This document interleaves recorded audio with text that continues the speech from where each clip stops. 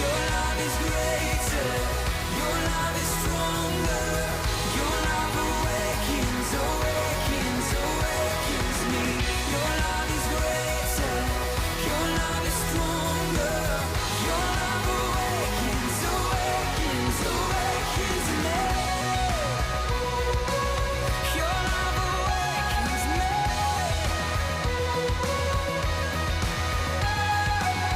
Your love is greater, your love is stronger. Your love awakens, awakens, awakens me.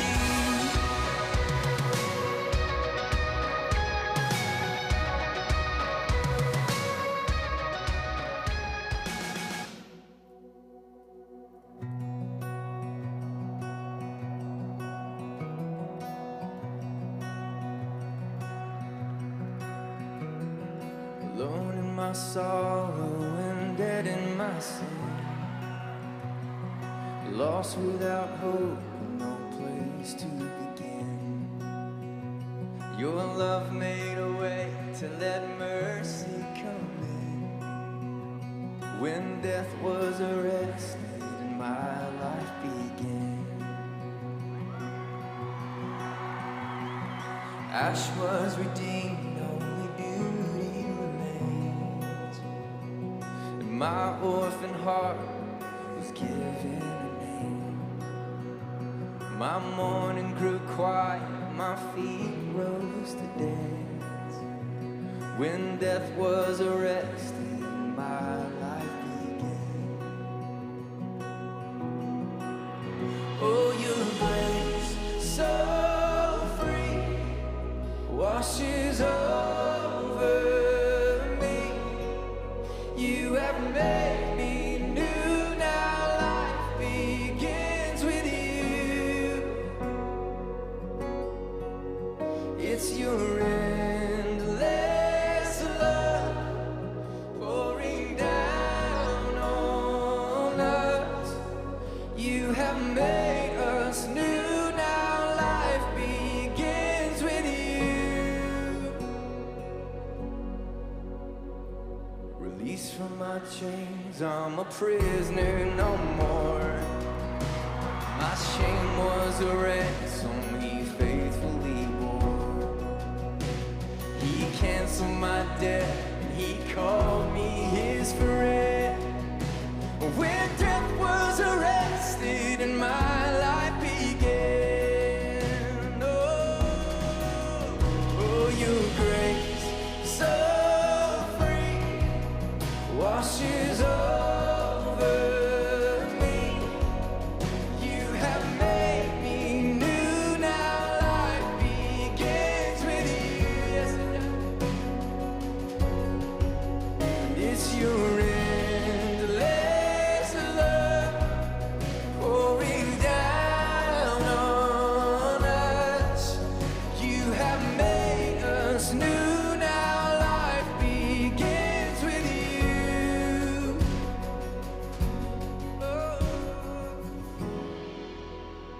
Our Savior displayed on a criminal's cross. Darkness rejoiced as though heaven had lost.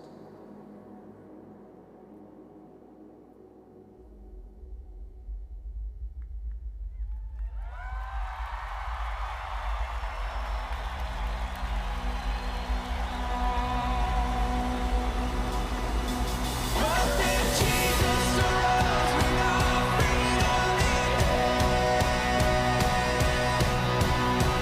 That's when death was arrested and my life began. Oh, your grace, so free, washes over me. You have made me new, now life begins with you. It's your love. What is Hannah saying behind you because you're laughing? There's nothing going on in front of you. What is she doing behind you?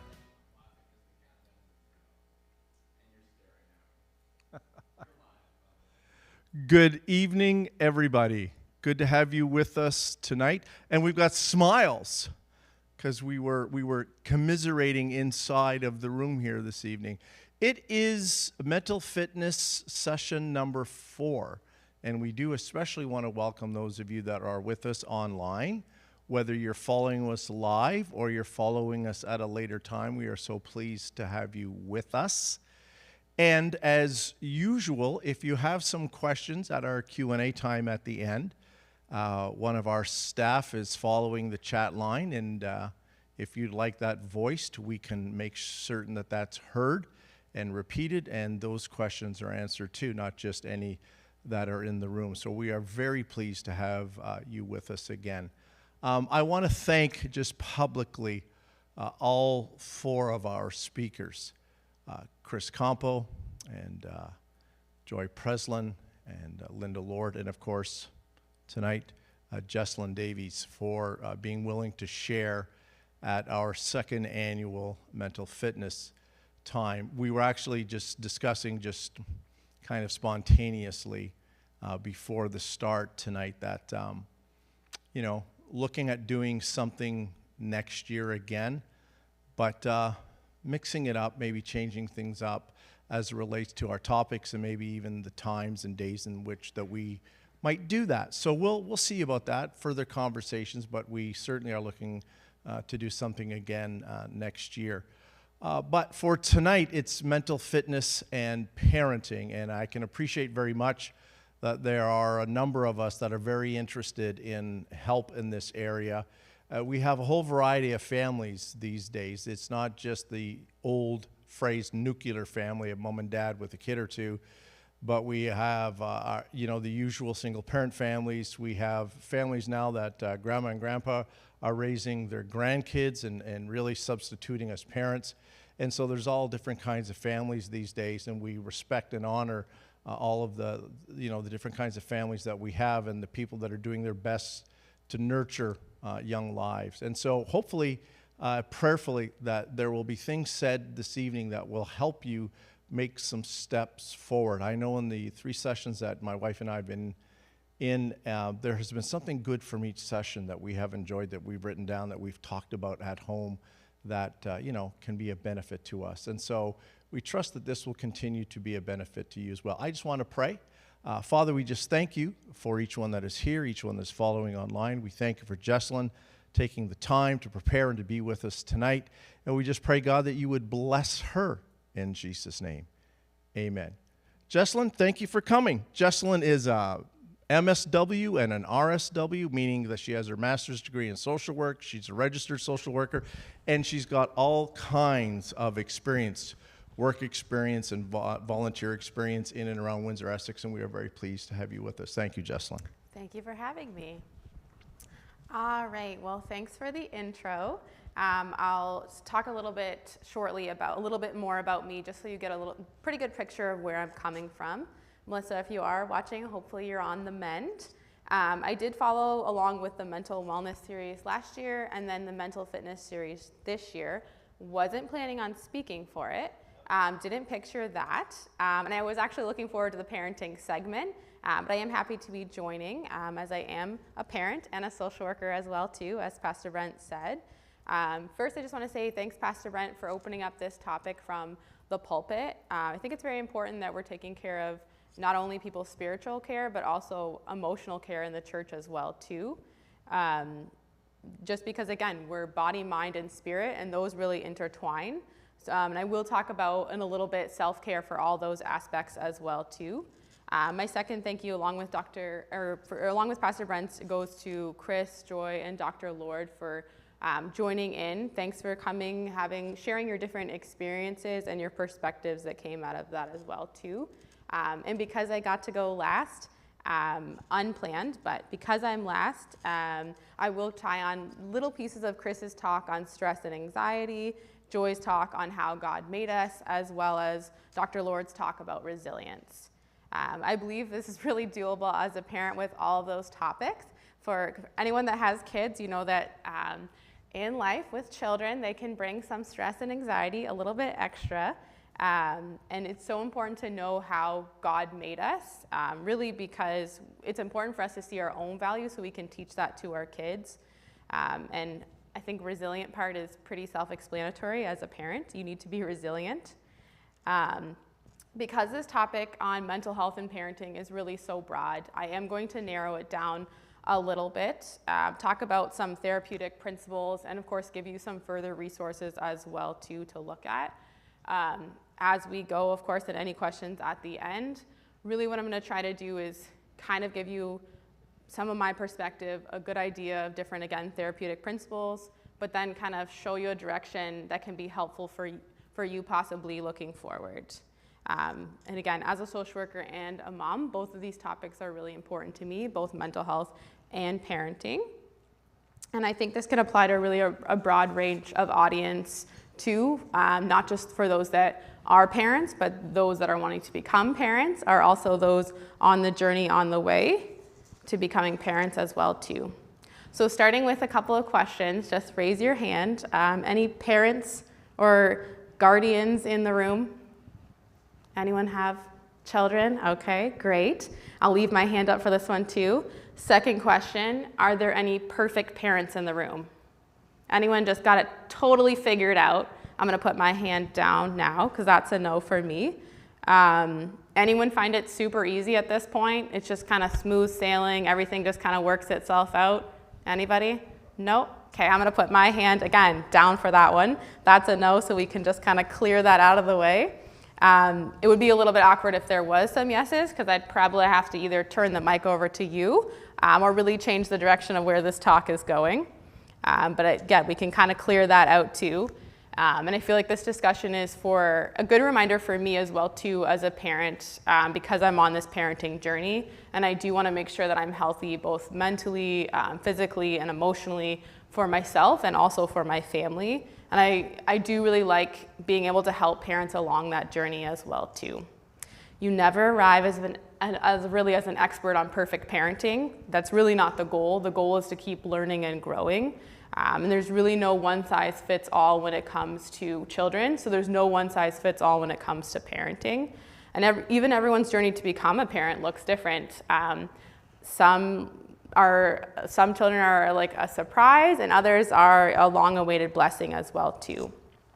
When it comes to the mental health aspect, I did want to talk about just the fact that everyone's is really, we describe it like being on a pendulum, right? Everyone has a different baseline, but there's different things that happen in life that can really change the state of where your mental health is at. Obviously, really great things happen, but also some not great, unplanned things as well too. And I really believe taking that a step further, even with parents, that because we love and care about these little beings so much, that at times we are prone to a little extra heartache when it comes to things such as loss, pain, anxiety, loneliness, sadness, frustration, some higher emotions that I think that parents can experience. I think that list kind of goes on in that regards. But I will, really establish that I think children are a huge blessing, and it's definitely a gift to be in a parental role. And our children really deserve that we really attend to not only their mental health as our children, but also our own, because they really are watching that as well too. So again, I'll talk a little bit about myself, and I'll just get started with the PowerPoint so you can see a little picture of my family. And I will kind of get to that a little bit too. So I gained the title of wife, social worker, and mom in that order. My husband and I have been married for about 6 years now this summer. We have a 2-year-old son. We have 2 dogs at home, so we're a little bit of a busy crew. I do have my master's degree in social work, and I currently work at the Windsor Life Center as head of development and also a counselor. I counsel women one-on-one, and then I run a therapy group as well too. And recently I just started, which has been a lot of fun, a mom's group for the women's home as well too, for the graduates as well as ladies that are in the program that can also bring their kids together and we can be all together. Here at the church, this is our 5th year at Essex Gospel, which has been great. And because I have a toddler, I'm involved in nursery and also mom's group with Pastor Brent's daughter Taylor as well too.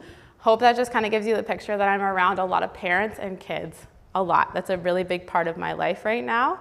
And to really kind of put that picture into focus with my toddler at our house. We're on the potty training journey. There is a destination, but we're on the journey.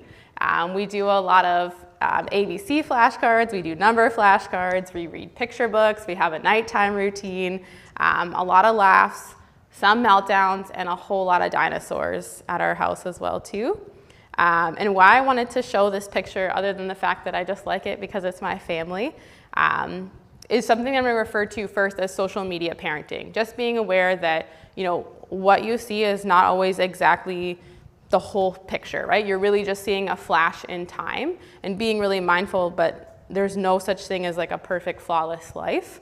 And again, part of social media, people do a lot of comparison with that. Parenting is not easy. There's times that it is difficult. So again, I wanted to point out, just kind of being honest with my own social media, I tend to post nice pictures, especially of, again, my dogs or my son, and they tend to be like the one picture that turned out well, a still picture, one of the 10. So you're only getting a really short view. And the reason I wanted to show this picture was to tell a little bit of the story behind it, just so you can, again, kind of see what you didn't get to see within the picture. So in November, we decided we needed a little bit of a family getaway, just some time together with the three of us. So we decided Banff, Alberta. Absolutely gorgeous. We decided to go there. It was great. We did have a lot of fun. This picture is day 2 on the trip, so right after the journey. The journey wasn't so smooth getting there. If anyone's ever flown out of Toronto, especially recently after COVID, you'll kind of feel that too, where I'm going with this. So we planned out as much as we could. We showed up. We spent the night in Toronto, then we went to the airport. We were there, we had to get up at 4 a.m., it was cold. I can't even remember if it was snowing, but we had to get our toddler, our luggage, kind of do the airport dash, get there, check in. We were told our flight's canceled. It was gonna be 10 hours later. We were gonna have to wait in the airport with our toddler, but we couldn't even actually go into the airport. We had to wait in that area. Weren't extra thrilled about that part. We're trying to figure out what to do, so we decided let's just go to Starbucks, gather our thoughts, come back, see what we can do. A little bit on, and from that point, it's just like a little bit at a time. The barista got our order wrong. Everyone's a little grumpy. At that time, it's probably 5:30 in the morning. The barista accidentally hit Adam with the door on the way out when she was going to throw the garbage. He wasn't super thrilled about that. Once we actually got on our plane and kind of breathed a big sigh of relief, our stewardess didn't really love us because we had a little one and he cried sometimes when he didn't want to sit. So that made it a little bit harder too. We had to wait a couple of hours in baggage claim for our bags that just weren't coming. I don't know what happened with that. We finally got in our rental car. We were on our way driving to Banff from the Calgary airport, and of course it was really cold and it was dark, and we were really looking forward to driving in the daylight to see the mountains. That did not happen. And then we got to our hotel. There was no parking in the heated parking garage, so we had to park on the street, pay for that, figure that out online, and then walk in the dark, in the cold with all of our stuff and kind of get settled. So I know I really made you want to travel again, especially by airplane, get going with that. Other than that, we did have a good time, but again, I just want to drive that point home with social media parenting, that you never towards that picture and where it's at. So I want to jump in just starting with a definition of a parent. As Pastor Brent said, that it doesn't always have to look like a biological child. There's a lot of different circumstances and reasons that someone can be raising a child. Again, whether you personally had that child, maybe it's a step parent, a grandparent, foster, adopted, caregiver in some type of role. So I wanted to throw up this definition from Merriam-Webster Dictionary that defines a parent as a person who brings up and cares for another. That's the definition we're going to use as a working definition. We're talking about parent. Loosely, I'm translating it to a guardian or a caregiver. And something I also wanted to note, I think that's important, is that not everyone grew up with healthy parents. Not everyone really recognized how to be a good parent. They weren't taught that. Children now are growing up Obviously not every home, but in a lot of homes there's a lot of dysfunction. There's a lot of chaos, confusion, pain, and really a lot of unmet needs. And as a social worker, I do see that again and again, sadly. And there's no way for that not to affect children into their adult years and even as they become parents themselves, which just goes to show that there's really no equal background for how children become parents. The typical route is for parents to obviously parent how they're parented. They just pass that on, which is what they know. And working with women that are wanting to become better moms, or just other parents that I've had around me. Again, you don't know people's stories till you talk to them. I really have a lot of respect for parents that want to do it differently, and they know that they know what they know, but they want to know what they don't know. They want to see what makes it work so that their children can be healthy as well too. So they're really being purposeful with learning new methods and getting out there. I think that's really important. And I wanted to read something that Joy said in her talk. If we are wounded, we learn not to trust, and it affects every relationship that we're in.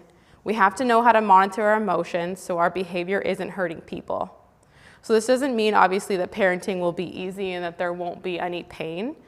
We have to find positive ways to be able to manage our own emotions for our sake, but also for our children. And sometimes that means the hard work, even sometimes in therapy, of kind of taking off the Band-Aids over those wounds that haven't really healed and working through those wounds so that there is true healing. And again, really tough work. I've been reading a really great book about goals, and I wanted to share this quote because I feel like it fits along with that aspect of for parents that didn't grow up in really ideal homes again, and they're trying to parent, is your destination isn't dependent on your origination. So your road can look different, just kind of empowering you to feel like you have the steering wheel in your hands and you're driving the car, and you can drive it in a totally different direction as well too. I think that's really great news, and again, hopefully it's empowering and encouraging. Dr. Lord talked about resilience in the terms of just get up, keep going, and don't give up. Just keep going. And I think that we need to build resilience as parents. And I think it's also really incredible that children seem to be very resilient. And I think God really made them that way on purpose because he knew that humans were going to be their parents. I also wanted to throw in the serenity prayer. It's not the full serenity prayer, but it's a piece of that. If anyone's ever heard of that, it's often associated with the 12-step program, but I think it's really beautiful and important when addressing both mental health and parenting. So it says, God grant me the serenity to accept the things I cannot change, courage to change the things I can, and wisdom to know the difference. So now I'm gonna kind of jump into some therapeutic principles again as we work through, and I will have a couple of exercises that I will open up for you, and I definitely want to invite you to join in on that. This one, positive words, positivity, a really great approach, I think, because it's not only therapeutic, but it's also a biblical approach of speaking positive words out and starting with your thoughts as well too.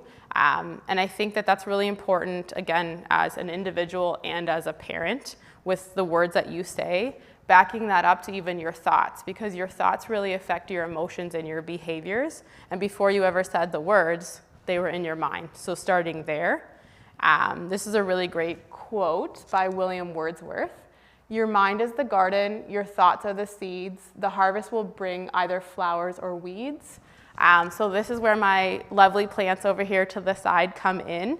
I think everybody knows what a weed looks like. It's ugly, not very pretty. I didn't bring that. I didn't look for them, but I also didn't do that on purpose. So because I want you to focus on the flowers. When you're having a thought, and I'm associating the negative thought with the weed, the positive thought with the flower, thinking about, will this thought turn into a flower or will it turn into a weed? What are the seeds that I'm planting? And of course, we want it to turn into beautiful flowers. And again, I like plants, so that resonates with me. Hopefully it does for you as well too. And an excellent way to practice that positivity in your thoughts and speech is using gratitude. And I do have a couple questions I want to go over with you as well too in that realm. But of course, starting with even positive words that, obviously your thoughts are definitely going to affect you, but the words that you say out loud towards yourself, even your children are really watching you. not only how you treat them, but also how you treat yourself. If you talk to yourself or others poorly, it really gives them permission to do the same and follow suit. And I don't know if anyone's ever tried to correct their child for something that they personally said and your child's just repeating after you. It's really difficult, and you typically have to back it up and first apologize for your own actions before you can go about really addressing theirs as well too. So I'm gonna go to some questions. So if you have a piece of paper, just writing them down, you can write down the question if you want, but really focusing in on your answer as well too.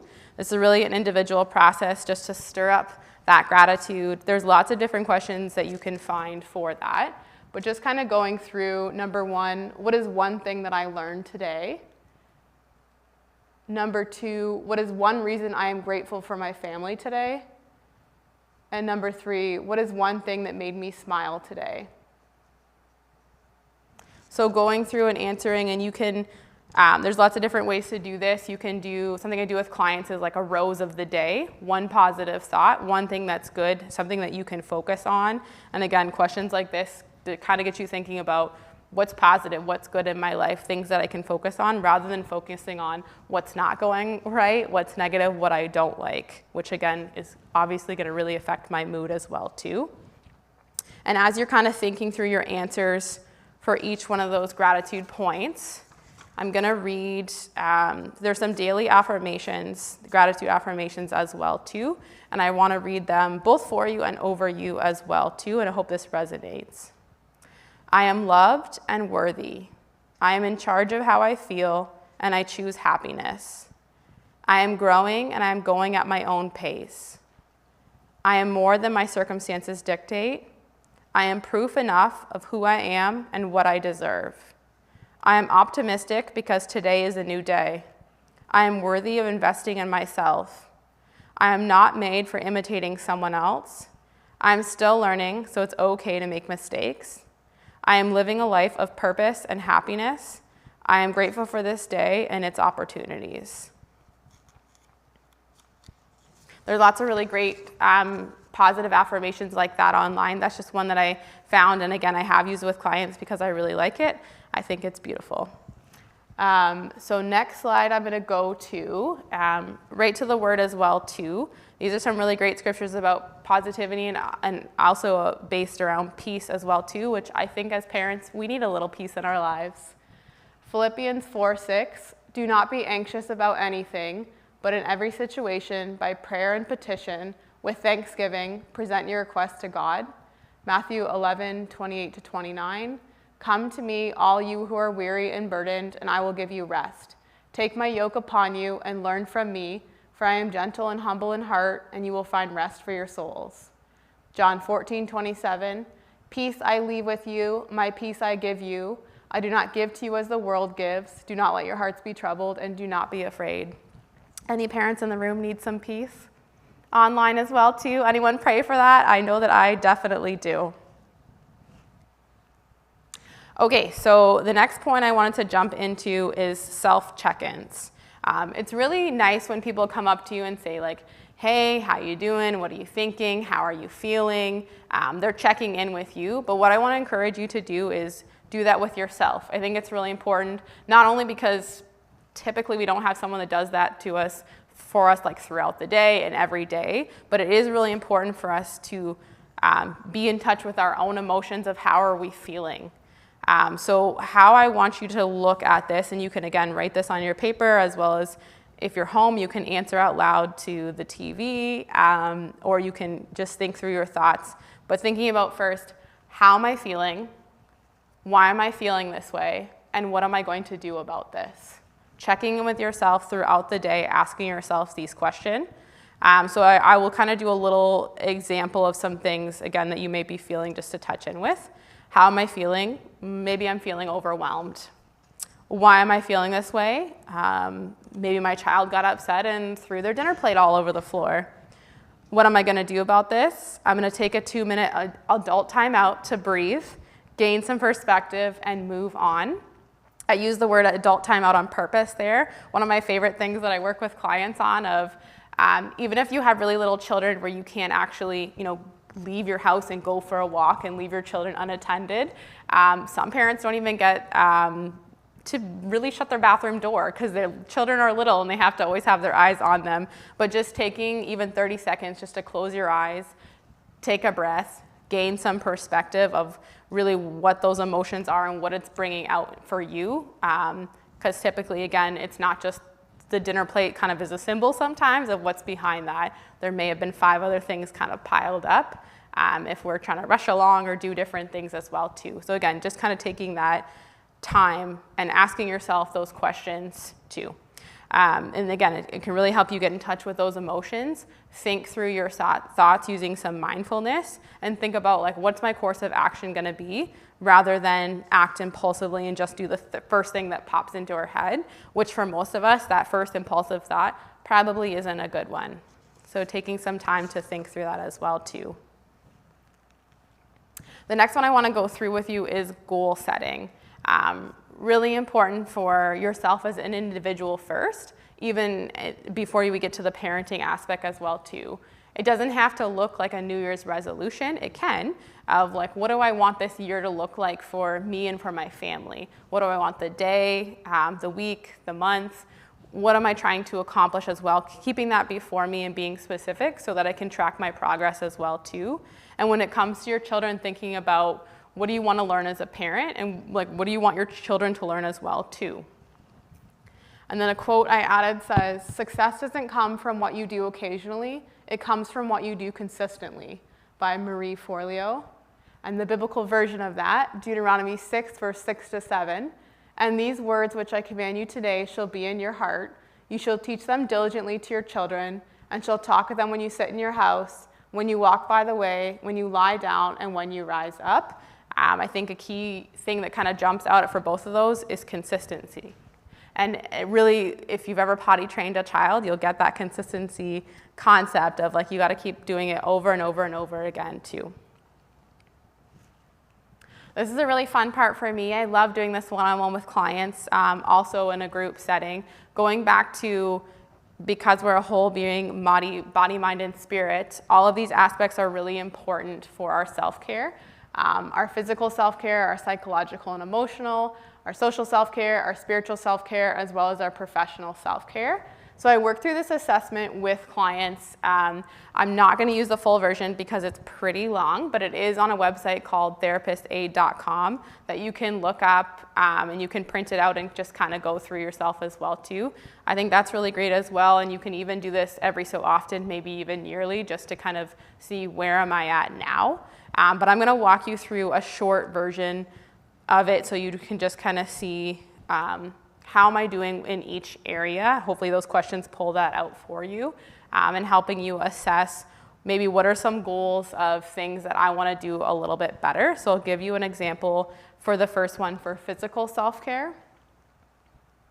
Okay, so physical self-care, asking yourself for each point, do I do this poorly, okay, or well? And again, this can be something that you can write down or just think through in your thoughts.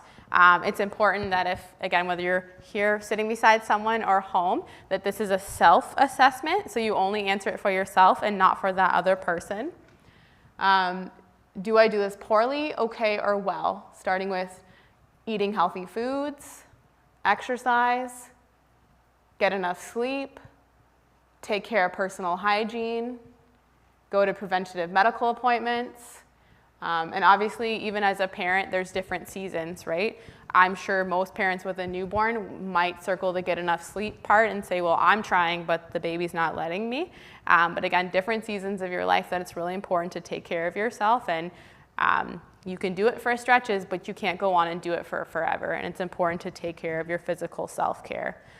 So example of something that you could do, whether you want to do this now or going back and looking at this later, is thinking about some goals. So for example, if you're saying, exercise, I feel like I only do it okay or I do it poorly, thinking about how do I want to change that? What's a specific goal I can set, rather than just saying a very ambiguous, I want to exercise more. I'm sure we've all said that at one point or another.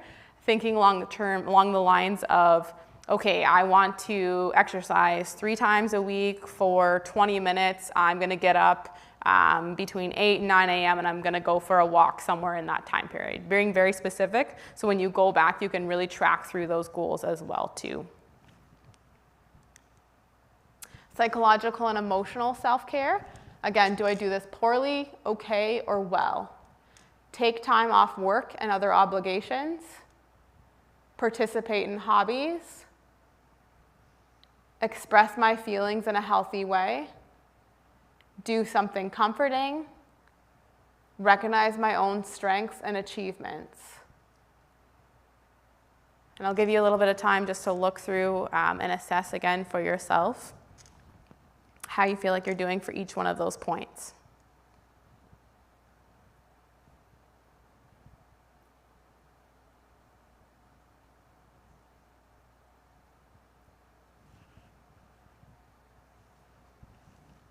Everyone good? Social self-care. Do I do this poorly, okay, or well? Spend time with people I like. Keep in touch with family and friends who are far away. Ask others for help when needed. Meet new people. Do enjoyable activities with other people. Do I do this poorly, okay, or well? Again, I'll give you another minute just to kind of assess for yourself and look through.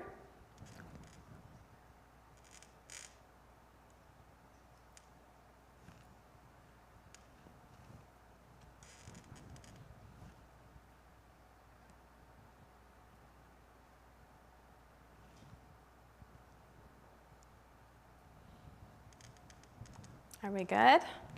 We can always go back if we need to. Spiritual self-care. Do I do this poorly, okay, or well? Pray. Act in accordance with my morals and values. Set aside time for thought and reflection. Connect with other believers. Meditate on scripture. Do I do this poorly, okay, or well?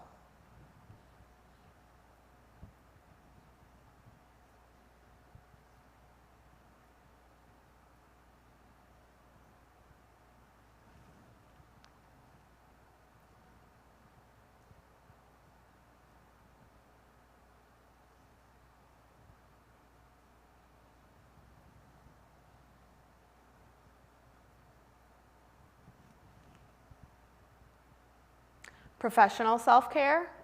Usually I break this down for clients if they're not currently working. This could be like a student role. If you are working, if you have different career aspirations as well too, or if you want to as well too, thinking to that, or when you were in a work situation, do I do this poorly, okay, or well? Improve my professional skills. Say no to excessive new responsibility.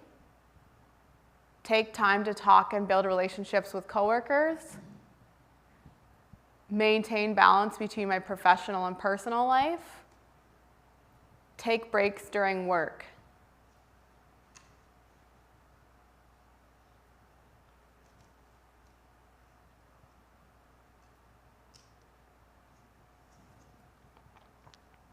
I always think the last one, this is probably the only one I'll comment on, but the last one's a little bit funny. Taking breaks from work, because usually I get clients that are either saying, oh, I'm really bad at that, I'm just like work, and I forget to drink water and eat lunch. Or I get clients that laugh and say, I have no problem taking a break. Most of my work is a break because I'm trying to get away from the work as much as I can. So whatever that means to you, taking a break along the aspects of like great time to do a self-check-in, just to, again, take a deep breath, get some water, get up, stretch, have some food. Really, you're recharging and refueling for that work day as well too. So we can do our best, again, as professionals. Anyone else have any more points that you need to go through in here? Are we good? I did add one more slide, self-care, particularly with children. That's not, if you look up the assessment on therapistaid.com, it's not on there. I added this one because, again, we're working on parenting as well too. And those I'm looking at, the ones we did before are really for you as an individual, so that you can do well as a parent as well, taking care of yourself. But this one really, things that you'll kind of see the key word in there is together. Things that you can do with your children and kind of assessing, again, do I do this poorly, okay, or well? Be present and reduce hurry. There's a really good series. I'll talk a little bit about Right Now Media in one of the resources sections. But there is a really good series by Chip Ingram. And one of the things that he suggested within that, it's really talking about emotions that destroy and anger management. But he said a really good advice he received is ruthlessly reduce hurry. Just like the stress that hurry brings when we're trying to, grab everything and go, and always live by the clock. Really cutting that down for yourself and your stress levels as well too, which can really add to your quality of life. And I think that's really important with children as well. Get away from distractions. A lot of screens you'll see there. Your phone obviously is with you a lot. Taking some time to turn that off. Eat together. Complete house tasks together. Because we gotta live, we gotta eat, we gotta sleep, and I think it's important to have somewhat of a clean house. It's not always gonna be perfect, but just things that you can do together. Laugh together, pray and read the Bible together, play outdoors together, and plan fun activities. Overall, do I feel like I'm doing this poorly, okay, or well? And again, thinking along the terms of maybe what are some goals for myself, in that parenting role, things that I could do, maybe do a little bit different or do a little bit better as well. I will jump into the resources. I think they're very important for us to look over as well too. But before I do that, I'm gonna jump into what I'm gonna call my personal parental survival kit. Everyone's looks different. No, I don't really keep it in a box at home somewhere. These are just things that I threw in for mine that I like and are important for me, part of my own aspect of self-care as well too. I'll just give you kind of an example of what that looks like. And again, obviously I can't fit all of them into the box. I'm a fuzzy sock person. I don't know if anybody else is. I'm not a barefoot person. I always like socks. The fuzzier, the better. There's something just comforting about fuzzy socks. And right along with that goes tea. I used to laugh when I was a resident advisor. They'd come in, they'd talk to me about some issues, and I would always give them a cup of tea. And they'd say, Jeslyn, tea doesn't solve all the problems. I said, no, of course, tea has never solved a problem for me, but it's put me in a much better headspace to work through a lot of those problems, because for me that is soothing. This is going along with leaning on your senses. I love cream. I do not like dry hands, and I like creams that smell very nice. I have a diffuser at home that I put different oils in. This one doesn't plug in. I didn't want to bring my big one, so I just brought my little one that smells nice as well too. As a parent, something I'll let you in a little bit of my self-care goals as well too. Part of my assessment is just making sure that I'm getting in my proper nutrition.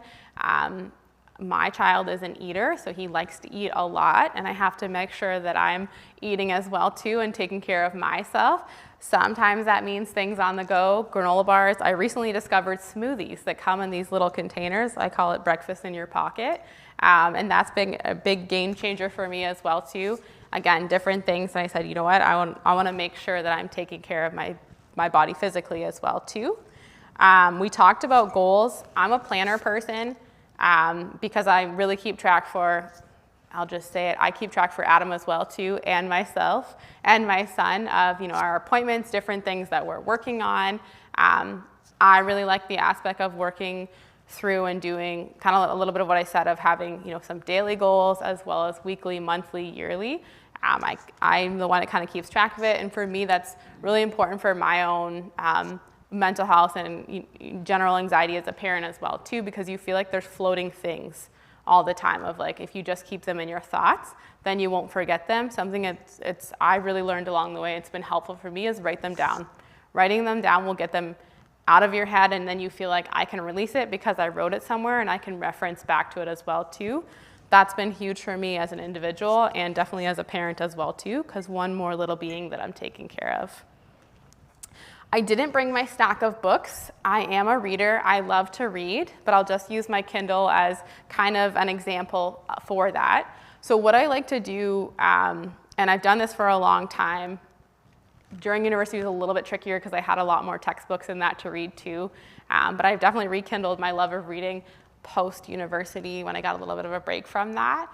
I typically have on the go a devotion. We do it as a family, my Bible, a fictional book, just that's kind of my relaxed time. But then I also like to do a specific growth book as a professional as well too. A lot of times it's on mental health. Sometimes it's on things like parenting, marriage, relationships, different aspects too. I told you I just read a book on goal setting by author Nicole Crank.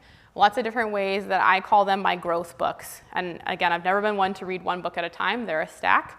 So those are my growth books, a big part of my self-care because I want to make sure that the areas that are really important to me that I'm growing in. And that really hits across all those points of spiritually, mentally, physically, emotionally. That's really important for me as well too. So that's just kind of a little bit of a look at some of my simple parental survival kits that I think are really important, that we all have something that we can reference as well too. Even getting back to a lot of those things of like, do something that's comforting, do something that's just for you. Of course, there's a lot of things that you can do with your children as well too, but important that you're taking care of yourself as an individual too, and really looking at your own value. And even that goes back a little bit to what I said before, that your children really are watching how you treat yourself. You're really showing them that road as well too. So now I really want to jump on resources because I have a lot. I have 5 slides on them, so I want to spend some time on this aspect so you can kind of find a good direction of where maybe to go as well too. My first one is join a community in your life phase. So what I mean by that is whatever life phase you're in as a parent, even when it comes down to age group or couples or parents of the children of like a certain age, grandparents, whatever that looks like, make sure you're joining a community of individuals. Of course, they won't look exactly like you. Everybody's a little bit different and unique, but making sure that you're around people that you can really bounce ideas off of each other, hear what other people have to say. For me, that looks like being around parents with young children, and that's why I really like being in moms groups, because I recognize that I haven't arrived as a parent. I haven't hit that destination where it's just easy and I know everything. And I recognize that children really change. You really think that you got a grasp, you're good, and then they change and they move on and you're adjusting. So it's helpful listening to other parents as well too, and hearing when they're in a similar life phase to you, what their experience is as well too. Connect with your local church, whether it's here or whether it's somewhere else, making sure that you're connecting. Churches have some really great programs for parents as well too, and I think a lot for people in different walks of life as well. Really important to connect. Right Now Media, I really jumped in and have watched different series on that, and I actually use different series on that for my therapeutic group at work as well too. There's even a subsection on mental health and recovery, as well as a section on parenting as well too. Some of the ones that I'll suggest, and you can kind of look up, just see what you like with that. Steve Cuss does a really good series on anxiety on there. I talked about Chip Ingram that does a series on emotions that destroy, really anger management. And Dr. Townsend and Dr. St. Cloud do a couple of really good series on mental health in general, and one on safe people, who are safe people emotionally for you in your life. Just some suggestions, but a really good idea, again, too, just to hear kind of what's out there. Your healthcare practitioner, whoever you go see, they'll often have some really good resource for you of like what's in your local community, different places that they've referenced for clients and maybe sent in referrals for as well too. And Connects Ontario, if you haven't heard of it, that's a line that you can call and they'll really tell you what's in your area, and they work with mental health care as well as addictions. So you can call and say like, hey, this is really what I'm looking for in either one of those areas for my local area, and they're for all of Ontario, so they can help you out with that. Those ones are, again, a little bit more general, and I'm going to get specific as I go on. Mental health apps. These are some really good ones that I've recommended for clients, and I have one of these on my phone as well too. What's Up, Happify, Breathe to Relax, Calm, Mood Path, and Headspace. Really good ones. Sometimes you can even set so there's notifications that'll come to your phone and kind of do what we talked about with the self check-in, just seeing like, how am I doing? Why am I feeling this way? What can I do about it? Chris referenced Headspace that does different like mindfulness, deep breathing. A lot of these apps are focused around that as well too. Some really great resources. There's a lot that you can look up. Some are free, some are not, but just kind of gives you a good direction anyways for that. Now this one is looking at mental health websites. Bounce Back Ontario, if you haven't heard of it, is for ages 15 plus. They have some really good resources on mental health, and they also do something cool. They work in with CMHA as well too, where they can send you out packets that you work through that are mental health related, different topics, and then so they mail those to you. You sign up for that, you kind of fill them out, and then you work with a mental health professional over the phone as well too, going over that. A really cool option. And then togetherall.com. It used to be called the Big White Wall, but what it really is a social media site for mental health. So people will go on to togetherall.com. I definitely am always gonna have Big White Wall stuck in my head. But they go on there and they just kind of write their experience with mental health, because one thing that's very common across the board is it's very isolating when people are feeling a certain way. And one of the things that your mind often tells you is it's just you. You're the only one going through this. And obviously that's not true. Other people are experiencing it, maybe not the exact same as you, but there's that connectivity point of being able to see other people are on this journey as well too. It's a really cool site. Professionals do monitor it, so everything on there is appropriate as well too. And you can post anonymously, or you can even just read other people's experiences. Mindyourmind.ca, it's a mental health and wellness website. Again, they have a lot of resources through them, a lot of great ones. Wellness Together Canada, same thing. They do have a number you can call as well too. That'll be on my next slide. But again, a lot of really great resources, a really great place to start if you're kind of looking out there. Of course, not self-diagnosing, but looking out and just seeing like what's out there, maybe some really great resources for something like anxiety. Crisis support. Crisis, I'm really going to break that down to just 24-hour support, because everyone's version of a crisis can look different. So really what these means is all of these numbers are 24 hours. At any time of day or night, you can call them and reach out, or text, which is really cool, because that's where we're at as a society. When I was working with teens, I gave out the kids' help phone a lot, because again, as much as, as parents, we want them to come to us, sometimes they don't. We want to make sure that they're reaching out to someone. And what was really cool is I found that teens would, and even kids would like give it to each other. They would pass that on. So that 24-hour number that they can call, or they can text as well too, for ages 20 and under. And then the adult version of that, Wellness Together Canada, adults 20 and up, that they can text that number. Same thing, whatever it is, you're just looking for support at any time, wanting to talk to someone, and then they get back to you very quickly. Of course, as a counselor, I've tested out, especially the kids' help phone, just to see how quick it is, and I was pleased to see that it was very quick. Community Crisis Services is a local number you'll see with the 519. Same idea, it's a 24-hour number that individuals can call to get assistance. This one's my last slide on resources. So I wanted to give you kind of a look at what's local, and obviously I didn't put every single one that's out there. There's a lot. If you're looking for something in particular, again, there's that connects number, starting with your healthcare practitioner, and kind of going from there. But some really great ones, if you haven't heard of them. Family Services does a lot of different things. They have couples counseling, they have family counseling, counseling for individuals. They have different groups that they run through them. A lot of really well-rounded services based around families as well too.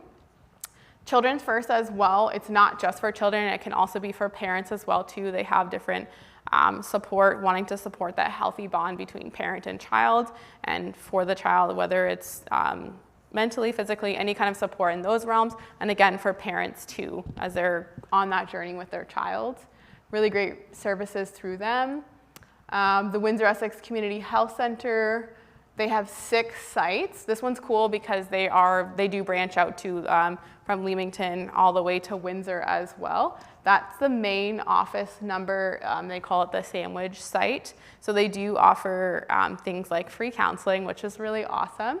And then they do as well too, there's physical health care as well too. They have doctors, nurse practitioners there, also mental health, different aspects through them as well, but really great resource, both for, and everything on this page is both for, again, it can be for individuals, it can be for the child, whatever that looks like, so that you're able to, if you feel like there's things that you need to work through, you can do that. CMHA, our local chapter, we have one in Windsor, the Canadian Mental Health Association, that's the local number for that as well too. Again, a really great resource for mental health. And if you're even just curious, just go on their website and you can see a lot of really great services that they offer for our community. I'm always impressed when I look at, because I do add a lot of ones as they're going as well too, based on need. Why I wanted to really give a lot of these to you is because really what I can do with like this time is just kind of hopefully launch you into whatever you're looking for. That I think that we all need encouragement as parents, but there always be times when we feel like there's a specific need area, and some of these hopefully can be able to meet that for you. Even when we talked about kind of looking at maybe some old childhood wounds for yourself that you need to work through, or maybe more recent things, that can look like individual therapy, family therapy, couples therapy, there's groups, there's educational classes, there's some really great books, as well as there's online platforms, some of those websites I shared, mental health apps, there's really good podcast series. We live in a time of, there's a lot of information out there. Sometimes we gotta do a little bit of work to find it, maybe even find exactly what we're looking for, but there is a lot of support out there for parents, which as a parent I really appreciate, and I think that's incredible. Of course, when it comes to mental health, we're always gonna need more, and there's different aspects that are coming out as well too, and hopefully we're able to fill in those gaps too, even in our local areas. As far as the presentation part, that I'm really kind of wrapping up with this. The last thing I just wanted to encourage everyone is that the parenting journey is really hard enough as it is. So one thing that I found really important is to just encourage and really empower other parents as you're going to. I think that we all need that for ourselves and also for other parents. But again, the presentation part of it is finished. So if Pastor Brent, if you want me to open up the Q&A. Okay, does anyone here have questions or anyone online have questions?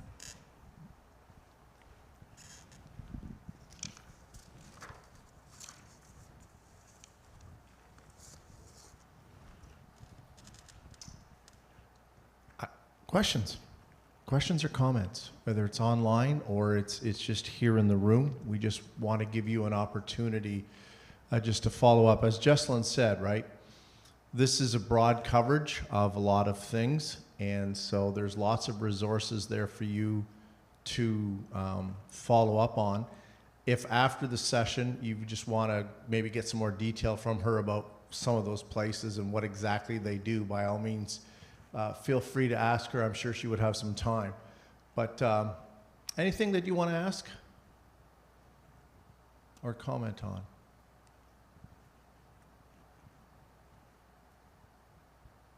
We're good? Really? You're going to let her off? This is the first one you've let off with no questions. Okay. Nothing online for us there, Pastor Adam? It's all quiet online. Okay, so tell you what, it's close to quitting time, so that's fine. We pretty much used up our hour. But we do want to thank you, Jeslyn, for coming. We just appreciate that very much. And again, especially sharing the resources that are there for you. It's good to know. One of the things that I've recognized as pastors, I have people come my way sometimes and they ask me, do you know where I can find help for this?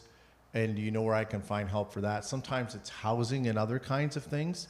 And I've realized that, I've needed to start keeping people's cards and organizational cards so that when people are looking for help, we can direct. So we can't always help you specifically with every little thing, but if we can direct you, that is a big part of that, because there are organizations out there that are equipped with everything, or pretty much everything that you need to help you with that next stage. We may not always be able to do that as a church, but we partner with other organizations that can help you do that. So this whole idea of directing and supporting one another as parents especially is really important. So thank you. Let me just close in prayer. Father, we just thank you for the 4 weeks that we've had together.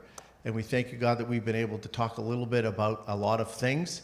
And we just pray that, again, that this is part of the journey forward to mental health, and specifically this evening to parenting. And we realize that good parenting begins with the parent or the parents or those acting as the parents that are good, well, mentally. So, Father, I pray that we will utilize some of the things that we've heard in the last 4 weeks to help ourselves to be healthier body, soul, mind, and spirit. And God, that we will, again, we won't be perfect parents, we won't raise perfect kids, but we will be able to grow and progress. And we're looking for your help in all of that. Your word is certainly a lamp unto our feet and a light unto our path. And we thank you for that. And I thank you for Jeslyn tonight and all of our speakers. In Jesus' name, amen. And may God bless you and good night.